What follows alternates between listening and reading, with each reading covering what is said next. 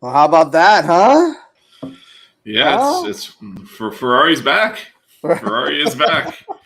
This is not like Canes, right? Like when we say the Canes are back for the Well, it, past it, it 20 could end years. just as. Yeah, it could. It Hopefully definitely they're should. not. So hopefully Ferrari's not starting something special. Oh man, welcome back to the hitting the Apex post race show here, Vish.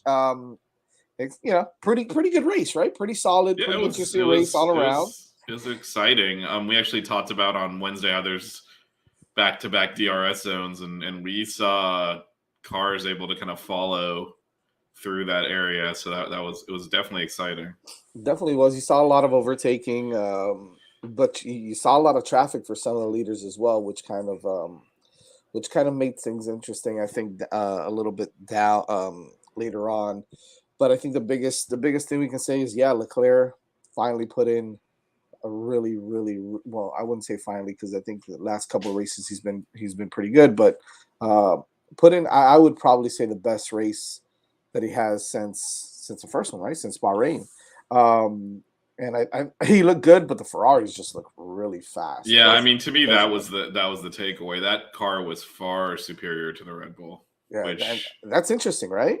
yeah, it Is it? Well, I mean, okay, so it was far superior. It was still faster on all the compounds, but that last time when they went to the virtual safety car, and both Leclerc and Verstappen pitted, you saw Verstappen had a little more pace with those tires, but Leclerc was well, also struggling with the yeah. If Leclerc throttles. didn't So have the issue, I don't think that right, gap comes down. right. But even I wasn't, but I will say, look, Max might have had more pace at the front stint on the mediums because you saw at the beginning of the race, yet as well as in the sprint race. Right. For the first 5 to 10 laps, he seemed to have more pace on the mediums, but that was basically what it was limited to.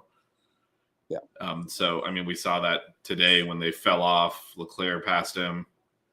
He pitted right before Sainz was going to pass him, and then from there, there were offset strategies. They didn't really have the same tire again in toll, like you said that last stint. Not only So that, like you saw, okay, so you saw Verstappen, you saw Verstappen pit a little earlier, and then you saw Leclerc come in, um, and he was what, like 12, 13 seconds in front of him. Verstappen took the lead when he went into the pit, but I mean, he made that gap up so fast again. And they were both on pretty fresh tires, right? Obviously, Verstappen had a few laps in already, but I mean, what? So why was Ferrari so much faster than Red Bull in this one?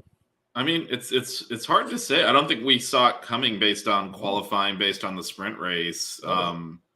Max was definitely the favorite coming in to today, and just it was the Ferrari found some pace here that Red Bull couldn't cope with. It's unfortunate that Russell took out Checo on the first lap, so we couldn't really see if it was maybe just Max's car or sometimes little things make a big difference. We're talking millimeters, so maybe a little bit of a setup mistake that was fine that made him faster in the sprint race, but slower in the race itself. But without another Red Bull really running, it's hard to do any kind of comparison there. So that did. We don't have a lot of information on why the Red Bull was frankly off the pace Yeah, of the Ferrari. and not only that, if it wasn't for if it wasn't for Sainz blowing up there, Verstappen is It, is P3. Yeah, no, it was a 1-2, and Sainz was about to overtake him, and it wasn't even, and he was going to drive off into the distance too. Like Yep. the pace difference, it wasn't just that Ferrari was faster. It was, I don't remember the last time it was this much faster. Right. Where Max was just he was not competitive with them. That's why it would be interesting to have seen if Checo had any opportunity to run without a damaged car to see if he had pace, or is it really Ferrari kind of took a step forward, or maybe this track suits them, or like was it just Max's car? Right, and we thought that this was a. I mean, this is obviously a Red Bull a Red Bull This is track, Red Bull Ring. you know what I mean? But we thought, okay, this is it. This is Red Bull's race to completely lose, with Checo and with Verstappen there. And I know some, we took with our predictions. I'm looking at predictions now here, and I mean, I'm not going to talk about my prediction or anything like that, but um, Yeah, it was pretty interesting. It was exciting to watch. Um, and I think that this is a great opportunity for Ferrari to continue to build, because now this puts Leclerc in a position where if he continues to drive the way he's driving, he's got an opportunity to challenge. I don't know about the constructors. I think the constructors at this point, Red Bull looks like they're pretty out in front, but this Well, it all depends, right? There's just been so many reliability issues across the board. with both of the top, With both yeah, with everyone but Mercedes, right. which is why Mercedes is like hanging on, and like their constructors total and their race finishes far better than that car actually is. But I Right. guess reliability is part of the car. But It's they're part of pretty it, much the yeah. only one that has not struggled with that. Russell's DNF in Silverstone is the only DNF they've had. So Yeah, he finished in the top 5 again. yeah, he Unbelievable. finished fourth because of the carnage in front. Well, I mean, one of them he caused. He wiped out one car that would have finished in front of him, which was Checo. And then when Sainz blew up, he ended up. They got third and fourth, even though Hamilton was what, like 30 seconds behind Max by the end of the. Or like it wasn't a close third, but when cars DNF, you get you pick the points up. But they're the only one that has been reliable. So that constructors, I mean, you could easily see it swing wildly. There are, on a normal non-sprint race, there are, if you 1-2 at fastest lap, that's 44 points, to one team, and then you get a DNF out of the other one, and you can eat up chunks. And so this was actually the midpoint, so we've only reached the midpoint of the season. So there's plenty of points left to be had. We can't hear you, Mr. Santana. It is when I mute too many times, it does that.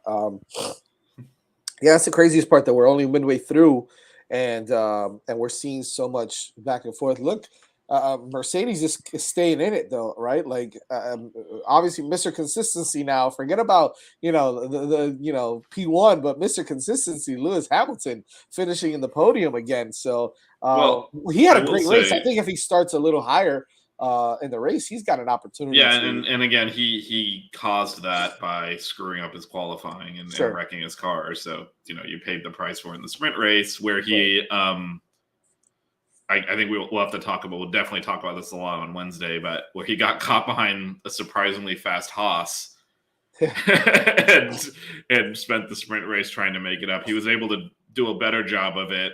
Really, again, almost similar to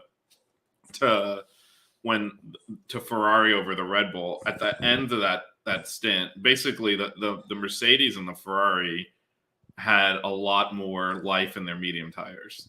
Right. So what we saw was, after that kind of early part of the medium tire stint, we saw the Red Bull fall off, we saw the Haas's fall off, and we saw both Ferraris and Hamilton able to go an extra 10 laps, and they were able to pass before doing that. So once it came to him, yeah, he had a great race. He's also, I mean, this is the second weekend in a row. I know Russell ended up in front of him because of the sprint race, but lap to lap, I mean, he's had a significant pace advantage over Russell, so he might be getting more comfortable in that car.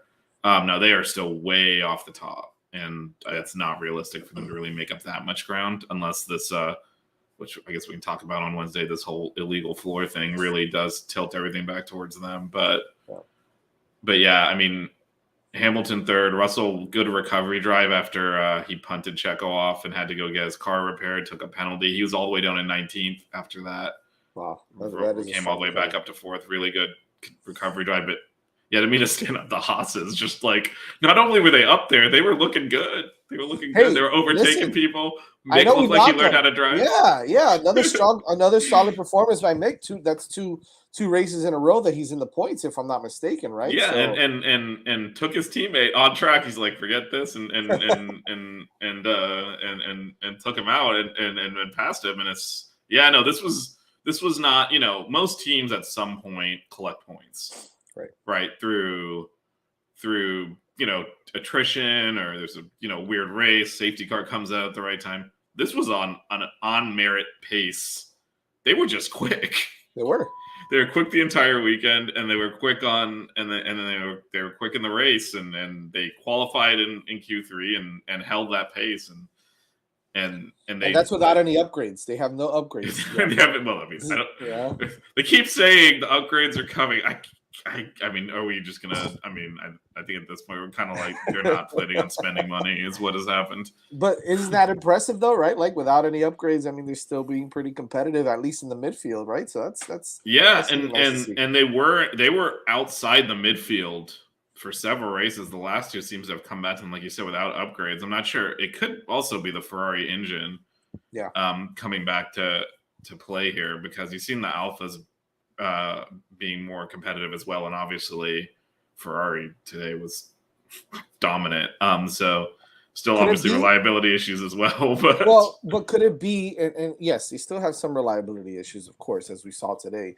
But could it be that Ferrari engine has less degradation, or kind of degrades at a slower pace than maybe some of the other engines on some, like the Mercedes engine or the Red Bull and stuff, and that's why they still have a little more pace than some of the other cars, or are creeping up a little bit? Could that be it? it could be. It's hard to say, just because they've had so many reliability issues. They haven't really had to run, you know, they haven't been able to run these engines for that many races without them giving up. I mean, Sainz had a big blow up obviously Right. today, but so I mean, there's going to be more engine penalties for Ferrari throughout the year, but there'll also probably be engine penalties for Red Bull. Like there, no team has, other than Mercedes, like we mentioned, has really been finishing races consistently. Um, so yeah, this is a good point too, just on the tire degradation. The tire, again, the Mercedes and the Ferraris seem to just cope with the weather on these tires today a lot better than everyone else, and it gave them a pace advantage to their competition. This is why Russell was able to drop back to 19th and work his way back through, and why after Hamilton, navigated everything early and made all those overtakes, just was driving by himself in the middle of the track with no one near him, because there was no one threatening from behind. He pretty quickly, after he passed Ocon, opened up a huge gap there. So it definitely, the temperature played a part here, but that tire management is critical, and it opens up all sorts of strategies, because they all ended up on the same stops. Right. But Ferrari was able to essentially make safety stops, and same with Hamilton. Like, he was like, oh, there's no one within a pit stop behind me. I'll go ahead and stop and get new tires. I think the only reason, let's be honest, right? The only reason this got interesting per se is because of Sainz's blow up, right? Because if not, this is a Ferrari 1-2 easy with Verstappen. Well, I mean, the one thing that was in play there, he was definitely going to overtake Verstappen. Right. There was a significant number of penalties given out for track limits. Yep. And Sainz was one more away from getting penalized. So he would need to be safely in second. He would have needed to overtake Verstappen and open up a 5-second gap just in case he got penalized, which he actually looked to have the pace to be able to do. Sure. And at some point too, when you get into those last laps, you'll see, Max would have backed off if Leclerc didn't have the issue, because you're not trying to, risk throwing points away. So at some point would have backed off, and that gap probably would have opened up. But yeah, no, it was headed to a Ferrari 1-2 really at the first 10 laps, once you saw how much more pace they had. And once Max had to pit that early, it just threw the whole strategy off. Right.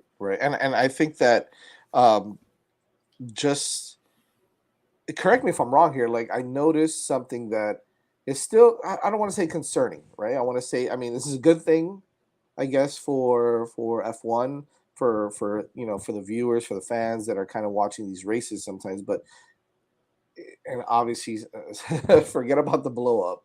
But if there is no blow up, Sainz looks like he had at some points in the race more pace than Leclerc did as well.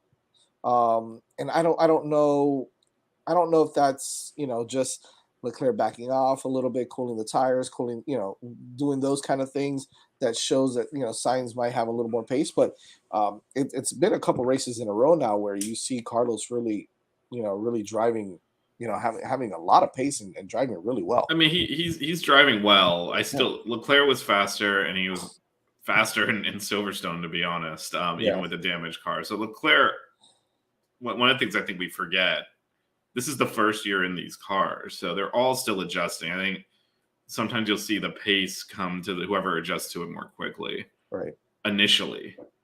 And so, but I to your point, I think Sainz has closed that gap to Leclerc. I think earlier in the year he was significantly faster, and now they're that gap is closing, which is not just good for Formula One, especially since if you want drama, let Yeah. Ferrari try to manage the situation on a week to week basis. But also it does. We talked about the constructors. You consistently put 1-2s in there.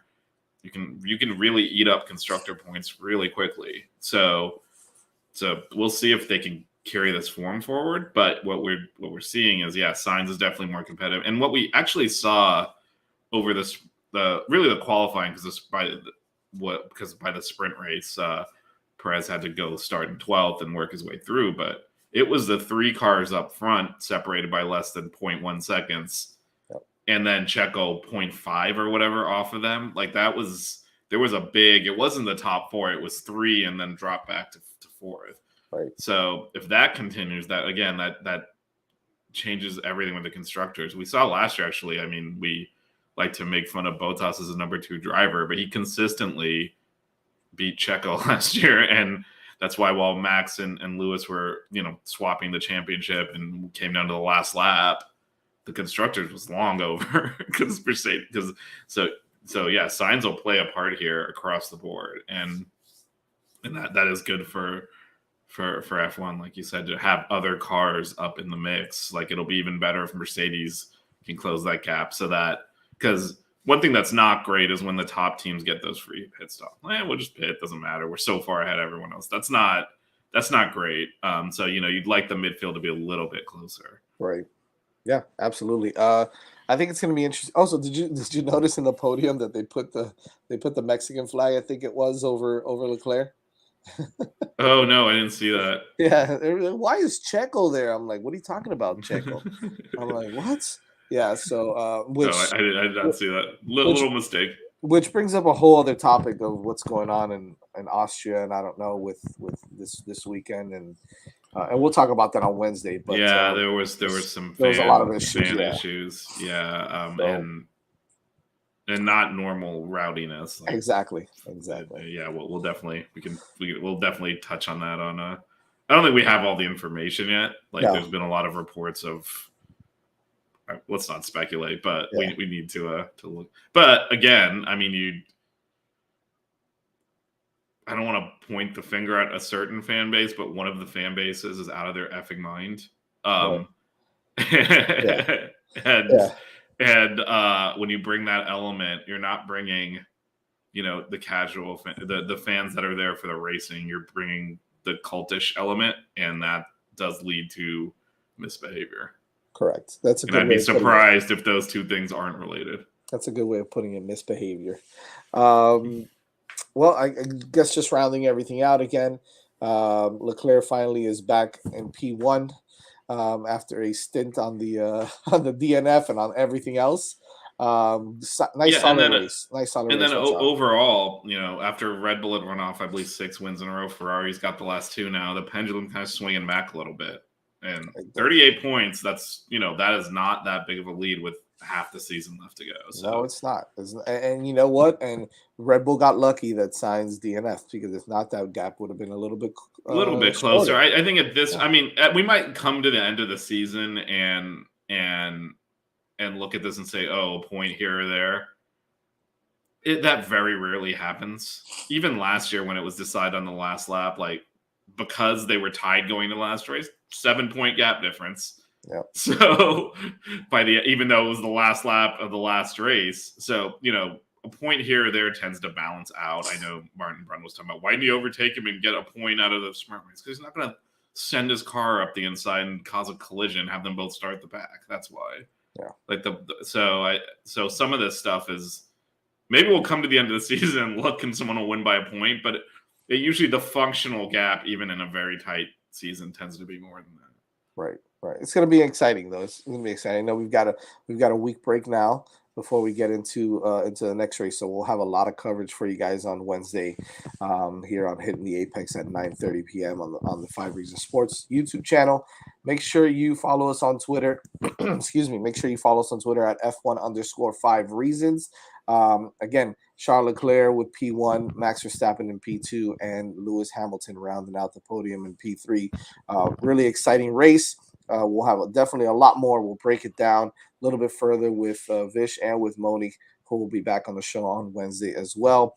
Make sure you, again, keep it locked here on the Five Reasons Sports Network YouTube channel. Follow us on Twitter at F1_5 Reasons, on Hitting the Apex every Wednesday night at 9:30, and of course every Sunday after the race for your post-race show as well. Vish, any last words? And we'll probably get on out of here. Yeah, no, just this is exciting. It was great racing. The wheel-to-wheel stuff was excellent all through the weekend, and then it's good that Ferrari is fighting this back, because this could have been a snooze of a championship, and now it's not going to be. Now it's not, baby. The Tifosi are back. Let's do it. See you guys later. See you guys Wednesday night.